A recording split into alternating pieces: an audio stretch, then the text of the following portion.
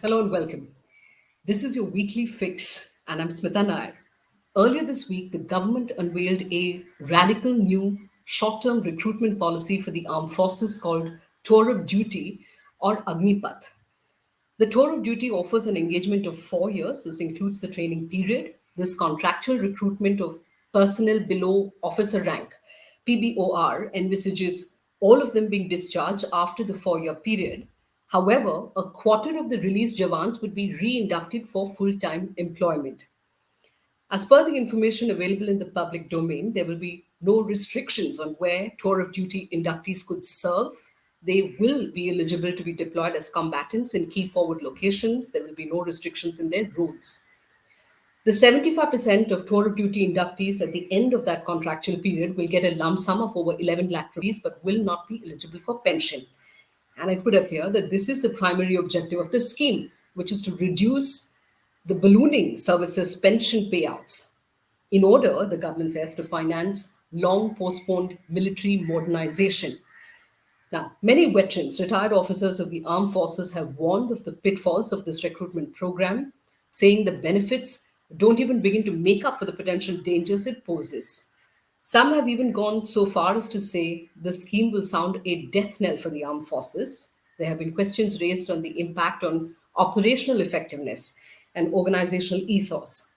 Many have also warned that it will gradually lead to militarization of our society with tens of thousands of semi trained youth who will not be inducted for the longer term. A few ex servicemen have spoken in favor of the scheme. Let's bring in an expert to understand the points of debate. Sushant Singh is a senior fellow at the Center for Policy Research, a visiting lecturer at Yale University. Mr. Singh is also a senior defense journalist and has his ears close to the ground. Thank you so much for joining us here at Scroll. Thank you so much, Smita, for having me on your show. Right. Mr. Singh, I want to place before you the defense of the tour of duty as put forth by advocates of this move. I'll get you to sort of respond to these points and then we will get to the potential dangers. Now, one of the claims made by the advocates of tour of duty is that many countries have successfully implemented this model. There is no reason why India cannot, essentially pointing to the system of conscription in Russia, Israel, South Korea, etc. Even the system of sort of voluntary service that exists in the United States for a term of between 2 to 5 years.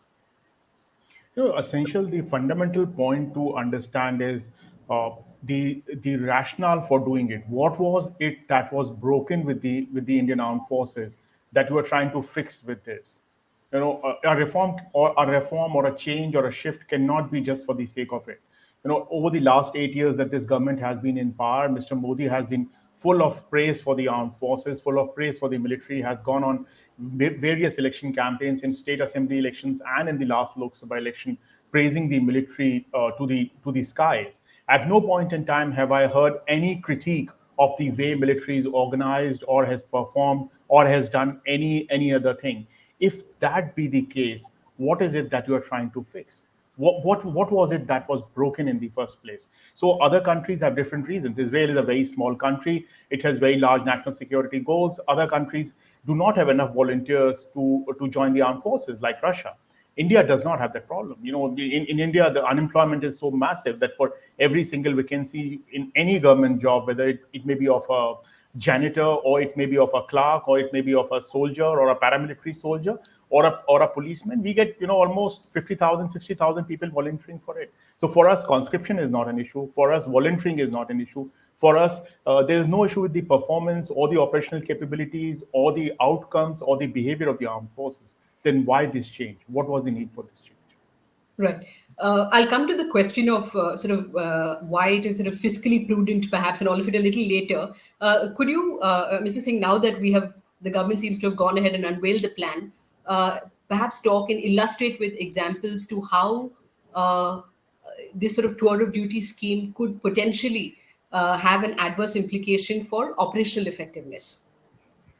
The tour of duty scheme, how it could operationally affect is the fact that you're fundamentally shifting the organization. So let's say take the case of the Indian Air Force or the Indian Navy, where the young men who are recruited as soldiers, they're not picking up guns and going and fighting on the front, as is in the case of the army or the infantry.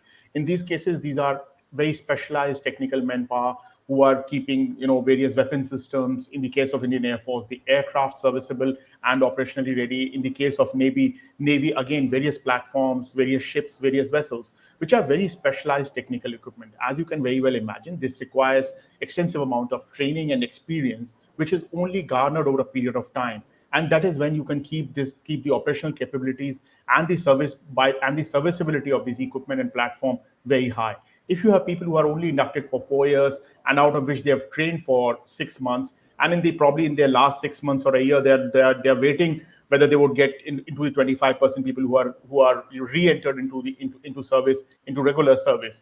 You would have a period of effectively 2 to 2.5 years where they would be performing, and it is unlikely that within those 2.5 years they would either have the skill set or the experience to be able to perform at the level at which the performance is required. The second way, there are question marks about the operational capability of the emerging out of this scheme is the fact that the Indian Army particularly is operated a large number of old units which have performed very well are what are called single class units. Now we're going to have all India all class recruitment. Single class, essentially, it comes out of the East India Company model, where you had these three armies: the Bengal Army, the Bombay Army, and the Madras Army. And based on those, these had regiments which were coming from certain caste groups or certain regional groups.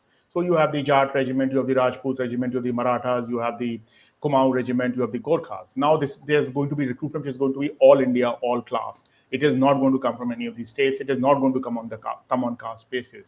The point is that this army, over the last 200, 250 years, has been organized in a particular manner, structured in a particular manner, led in a particular manner. The ethos, the operating culture, the operating values, the way it operates has emerged in a certain manner. You are fundamentally, shifting that, uprooting that, and coming with a new platform. Nothing wrong in it if you think that any Indian can serve in any unit, whether it is a Gurkha or a Maratha unit, perfectly fine with it. That is how most modern armies operate. But when you have brought in this change, have you given some thought to the organization, which the kind of changes which are required in organization, the kind of changes which are required in management, the kind of changes which are required in leadership, the kind of changes which are required in operational capability, and the kind of changes that are required in the primary identity of a soldier? Is he essentially a professional soldier now who's an Indian and a soldier, or is he part of a social milieu, whether he's a Jat coming from Haryana or a Rajput coming from Uttar Pradesh, and then trying to perform within that social milieu as a soldier, where if he does not perform well, his social standing in his village or in his caste group or in his community gets affected, and that actually determines a lot of his performance in that sense. What you hear as naam namak nishan kind of a thing. It is essentially the operating ethos and the values and the rationale on which a large number of our soldiers who come from what we call single class units or fixed class units operate would is being changed and appended without any alternative being proposed to it. It is somehow being magically presumed that some this massive change will take place, but somehow the organization will automatically adapt itself, and there would be no repercussions, there would be no outcomes. And I think that is the way in which army would eventually get affected in their operational capabilities. As for the Air Force and the Navy, as I said earlier, it is essentially the kind of very specialized technical manpower that is required for the job in which it will get affected. Right. You've sort of very succinctly and vividly painted a picture of how qualitatively operational sort of effectiveness will be impacted, altered adversely. Quantitatively as well, there are some who argue that this is not. So, on the one hand, you have those advocates of tour of duty saying that there are so many deficiencies, vacancies in the army that aren't being filled, and this will in fact be a cost-effective method of doing so. If you could just permit me a minute to read from what Lieutenant General P.R. Shankar, has written. He talks about this mathematical model that predicts that there could actually be shortage of trained personnel if tour of duty is implemented in the medium to longer term. He writes, figures in this analysis are from publicly available data. At a macro level, eventually the 12 lakh strong army will have 25% full-time regulars, about 3 lakhs, and 75% soldiers serving for 4 years, so about 9 lakh soldiers. This has a major impact on recruitment, training, discharge, turnovers, and capacities. The devil, he points out, is always in the detail. For the purpose of modeling, the mandatory pensionable service is taken as 15 years. It's 17, but they've considered it as 15 year. Now, he says in the current conditions, 100% of army personnel go through one cycle of recruitment, training, and discharge, of which capabilities are sanctioned and they currently exist. If the new tour of duty model is to be implemented, then one cycle is required for 25% of the army personnel. 3.75 cycles, he says, will be required for 75% of the army that will serve for 4 years. Now, overall, he says that there will be three cycles of training that will be required. This will mean augmenting training capacities. That is pretty obvious. And he says that this will result in a skewed intake and recruitment model, and there will be periods where we will actually see a shortage of trained personnel where this exists. Would you sort of largely agree with this? Yeah, I think the broadly, just to summarize the argument, fundamentally the argument is that you have a larger number of intake, larger number of people coming in because the turnover is so quick. It's like in any other organization. If let's say if you work in Scroll for 5 years, and there's a certain amount of training which you have to undergo, and instead of you, there are five people who serve for 1 year. There would be a large amount of administrative load, both in terms of induction, training, as well as exiting. Those administrative loads, particularly in the case of a very professional and a very specific organization, where there is no training, military training available in schools or colleges, unlike journalism or engineering or management. This would mean that people have to be trained when they have already come into service, and the training period would dramatically increase. The training load will increase. The kind of training infrastructure that is required would increase. The kind of trainers that are required would increase, and this would essentially eat out of the existing facilities which are available in terms of manpower and infrastructure, and all this for only providing the very limited basic training that you would be providing to this lot of what is being called as Agniveers. You are going to provide this to in a very limited manner. So much of load being put for almost, I don't want to use the word mediocre, but really not fully professionally trained soldier, which the Indian Armed Forces currently boast of. Correct. And then the argument follows that what sort of cost in training is justified for just this duration of engagement of like 3 to 4 years, effectively 3 years perhaps post Yeah, training yeah. and sort The, of. the only thing, Smita, and I'll say maybe it's harsh to say that the only thing that justifies it is it's a job employment scheme at the cost of national security, where you can actually take in more people every 4 years. You can go in and say, okay, we are taking 60,000 people, approximately every year, and that cycle is happening much earlier. Like if you were taking in 60,000 people when people were serving for 17 years, if people are going to serve for only 4 years, then you're going to take a much larger number of people, and so much larger number of people are going to get employed in that sense. So it's about job creation in that sense for a short period of time, where people can wear uniform and then get out of uniform. And this is not a country, as I said earlier, like Israel or United States or Russia, where you don't have people who are not volunteering to serve in uniform. We have In enough. fact, In fact, we have a surfeit of people who want to serve in uniform, who are willing to devote time to it. So there is no comparison or question about in that sense that why we need to do this. what you're saying, in fact, is underscored by the fact that we are seeing protests in different parts of the country post the unveiling of this scheme by the government. Yeah, I Smita, want the fact is that the shuspa in the whole thing is that Mr. Modi came to power promising one rank, one pension, and now you've got a situation where there is no rank, no pension. Actually, you know, he actually, in 2013, he did a Let's. famous rally where he came and said that there should be one rank and one pension for everyone, whatever 20, 25, 26 lakh pensioners, defense pensioners. And now you have a situation where he's actually himself, after 8 years, announcing a scheme where young men who wear uniform in the armed forces, will neither have a rank, they will be called Agniveers, nor have a pension, because they will go after 4 years with this limited amount of semi-contributory 10 lakh rupees, 10 or 11 lakh rupees. Right. Is there, though, any grain of truth in the argument on cost effectiveness and the fact that tough decisions need to be made, and the argument that is repeatedly put forth by advocates of tour of duty that look, we don't have enough money for modernization of the armed forces, and these are different sort of wars that are being fought, and therefore a a reduced outlay for pensions is imperative. Do you agree with that sort of So, assessment? yeah, yeah, no, true. That's Smita. That's very true. That the fact is that, if I'm not wrong, around 50% of your budgetary allocations for the Ministry of Defense go towards salaries and pensions. Which is like really, really high. And once the one rank, one pension scheme and the seventh pay commission came in, the pensionary defense pensionary budgets have really shot through the roof. They are almost at par with the capital expenditure of the government of India on defense, which is primarily what you use for modernization, for buying equipment, etc. So there is a very clear reason why that the defense pensions needed to be curtailed. But is this the best way to curtail defense pensions? Or you could have gone to a contributory scheme like every other single government employee now has, where they contribute to their pensions, etc., and do it. Right. Bringing it down to 4 years, and people presume, a lot of people presume that it's 4 years because if had people been allowed to serve for 5 years, they would be given gratuity. So you're Gratuity. not able, so you don't want them to get gratuity. So you are doing it for only for 4 years. You are considering it as a break in service. You are releasing everyone and then taking 25% people and starting afresh, so that the pensionable service again becomes much higher, which clearly points to the only imperative or the only rationale or the reason driving or the force driving this decision is somehow to reduce the government expenditure.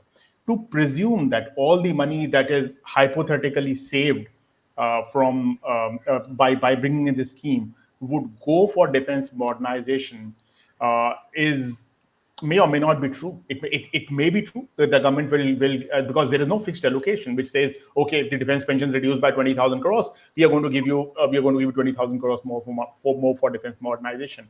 In any case, these savings will only kick in maybe 10 years, 15 years down the line.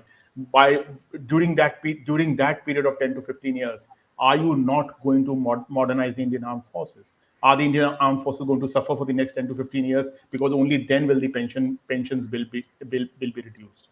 Correct. Fundamentally, and if I'll take a step back, Smita. Essentially, fundamentally, the state of the Indian economy, which is going back to demonetization in 2016, which you have reported upon extensively, the Scroll has reported upon extensively. Since then, the Indian economy has not recovered. Now, I'll give you a couple of examples very clearly. The Indian Air Force has authorized 42 squadrons of fighter jets. As of now, it has 30 squadrons of fighter jets.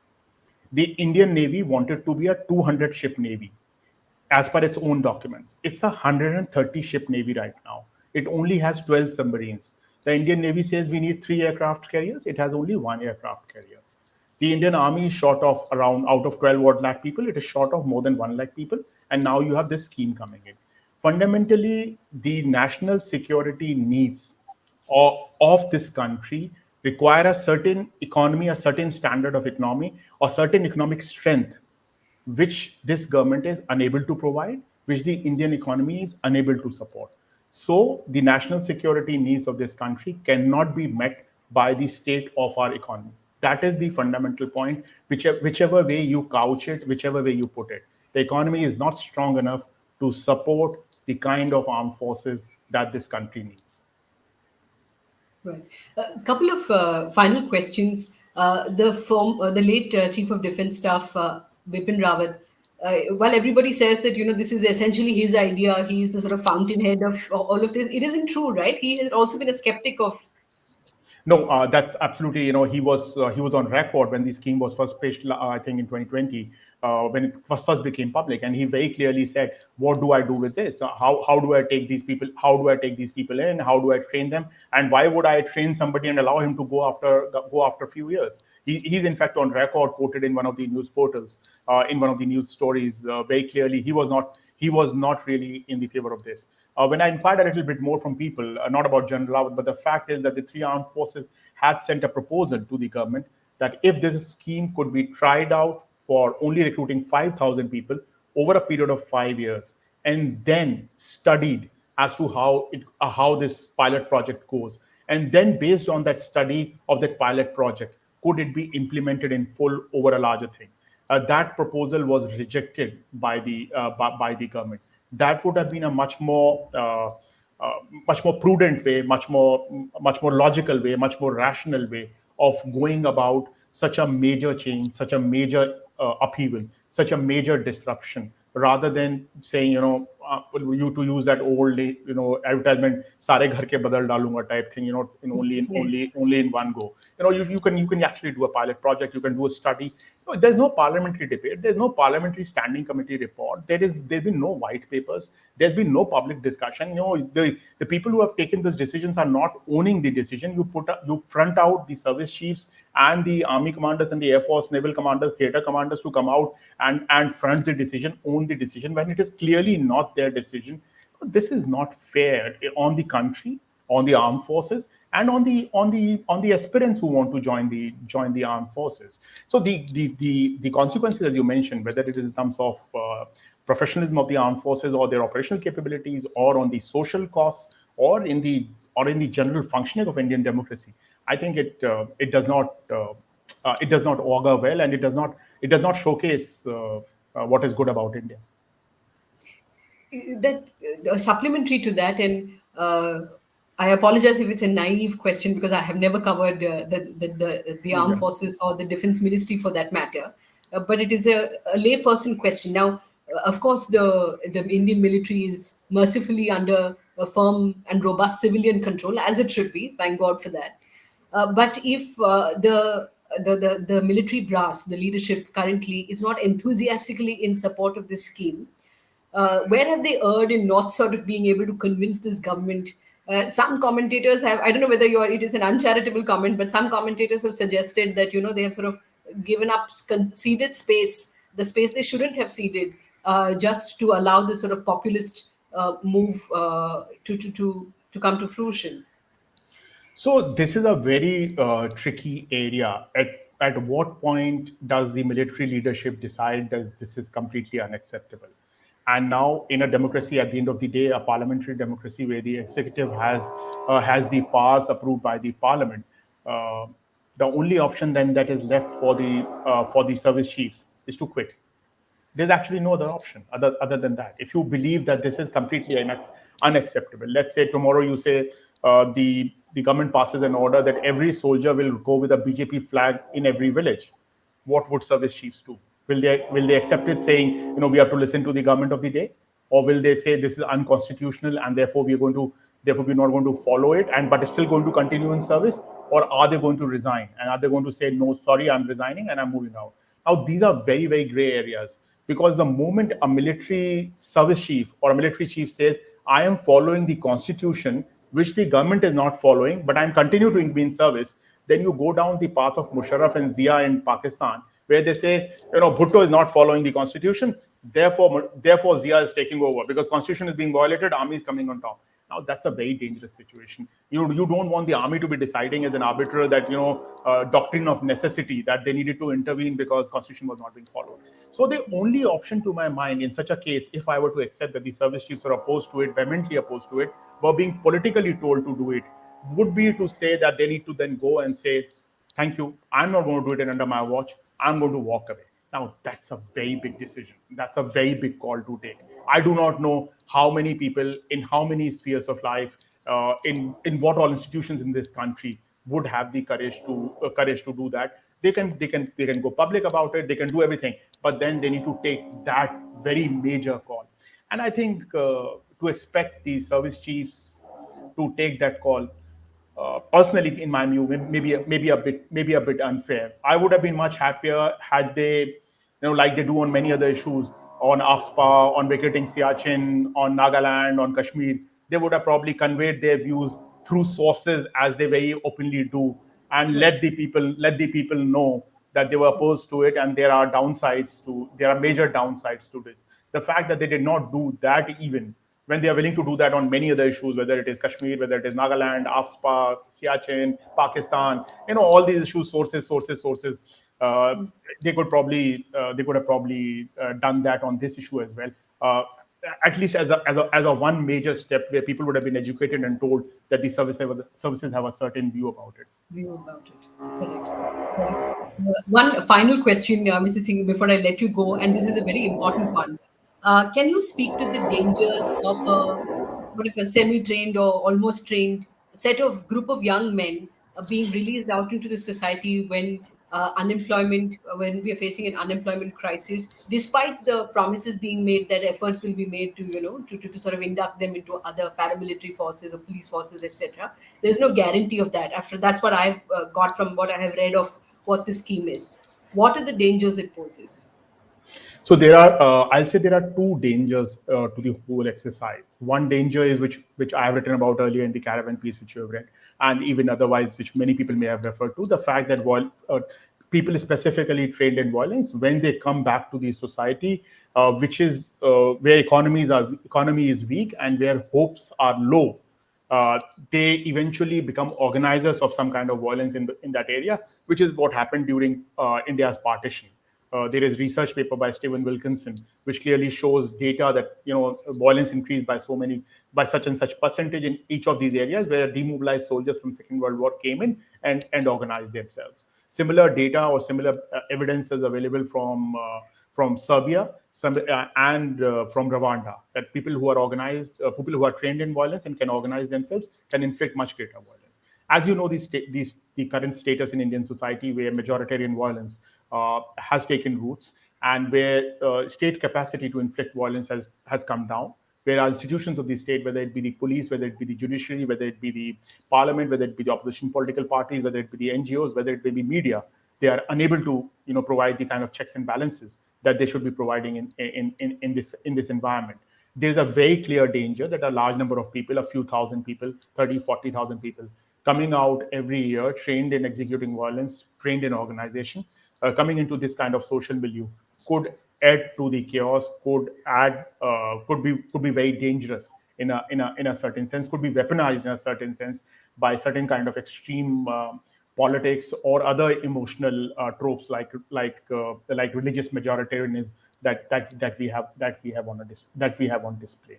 My second worry is that when you do not give a pension to a soldier, especially in the Indian social milieu, the what you are creating is then the soldiers, when they come back after 4 years, if they're not taken, as you said, in CRPF or in paramilitary forces or in state police, etc., and which is not a guarantee, what kind of job would they be doing on the street? They could even be selling veggies on the street. They could be standing outside an ATM as a security guard or outside your tower, or doing even other jobs which may not be considered as jobs of honor or respectable jobs. Now there's a very dangerous consequence to this. The consequence is that soldiering by nature is always associated with higher values, because that is what differentiates itself from things like mercenaries. So you're asking somebody to kill. So if you're asking someone to kill as a job, you don't want to tell him that you're killing it because you're a mercenary. You're killing him because you believe in certain higher values. This is a question of honor. This is a question of glory. This is a question of courage. So you create a certain kind of an ecosystem, an ethos, a value system. That value is based on a certain amount of dignity which you get in life, a matter of honor, to use the British term, pre-independence British term. It's a matter of honor to be a soldier. Now, if a soldier comes on the street and is selling veggies or standing outside an ATM, outside an ATM, or doing whatever, or be acting as a janitor, with no disrespect to any of these jobs, it may, in the Indian context, not be perceived as a matter of honor or as of that kind of status. So you essentially are reducing soldiering, the status and standing of soldiering in the head of the soldier and those aspirants who are going to go. The point I'm trying to make is, let's say the first lot goes, they come out, they don't get employed. The guy becomes a whatever ATM guard or whatever I want to call it, some kind of a low status job in Indian society. His cousin, his nephew, his brother, his friends who are much younger, who are joining, then they know when they are going to join and serve, or serving, that people who come out after finishing their Agnipath tenure, they are not living a life of honor. They are not living a life of dignity. If they are not living a life of honor and dignity, then the people who are serving at that point in time are not going to have these higher ideals dominating them, and their identity and functionality as a soldier, where you're asking them to do something which is out of normal functioning. They're not doing what you and I are doing. That would get affected in a major way. Their professional identity and their professional role in that sense, are they really this great idea of soldiering and doing things for honor? How would you match that? And I think that's something which needs to be understood, if I've been able to convey to some extent what I'm trying to say. Yes. In fact, I hadn't thought of that. Yeah. On that somber note, Sushant Singh, thank you so much for sort of giving us a better understanding. I certainly have come out of this at the end of it, understanding the subject better. Thank you. Thank you so much for joining us here on Scroll and speaking to our viewers. Thank you so much, Smita. It was wonderful talking to you. Thanks a lot.